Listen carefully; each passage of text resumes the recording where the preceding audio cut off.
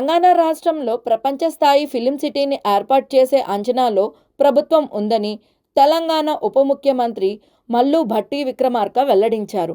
నిన్న జూబ్లీహిల్స్లో ఎన్నికల ప్రచార కార్యక్రమం సందర్భంగా మంత్రి కోమటిరెడ్డి వెంకటరెడ్డితో కలిసి ఆయన తెలుగు ఫిలిం క్లబ్లో సినీ రంగ ప్రముఖులు, కార్మిక సంఘాల ప్రతినిధులతో సమావేశమయ్యారు. ఈ సందర్భంగా భట్టి విక్రమార్క మాట్లాడుతూ సినీ పరిశ్రమకు కాంగ్రెస్ ప్రభుత్వం ఎల్లప్పుడూ అండగా ఉంటుందని భరోసా ఇచ్చారు. భట్టి విక్రమార్క మాట్లాడుతూ గతంలో ఉమ్మడి ఆంధ్రప్రదేశ్లో కానీ ఇప్పుడు తెలంగాణలో కానీ సినీ పరిశ్రమకు జరిగిన మేలు అంతా కాంగ్రెస్ ప్రభుత్వాల కృషి వల్లనే సాధ్యమైందని పేర్కొన్నారు.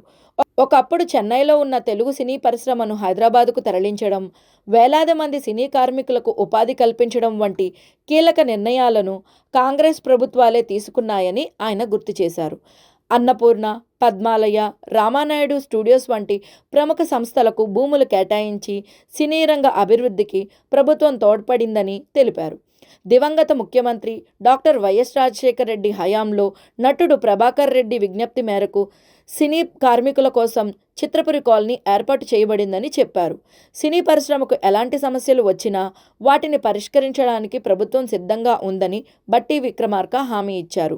హైదరాబాద్ నగరం అన్ని భాషల వారిని ఆత్మీయంగా ఆహ్వానిస్తుందని, ఇక్కడ అంతర్జాతీయ విమానాశ్రయం, అద్భుతమైన వాతావరణం, తక్కువ ఖర్చుతో మానవ వనరులు అందుబాటులో ఉన్నాయని తెలియజేశారు. సినీ పరిశ్రమ అభివృద్ధి చెందితే వేలాది మందికి ఉపాధి లభిస్తుంది, రాష్ట్ర ఆర్థిక వ్యవస్థ కూడా బలోపేతం అవుతుంది అని ఆయన అన్నారు.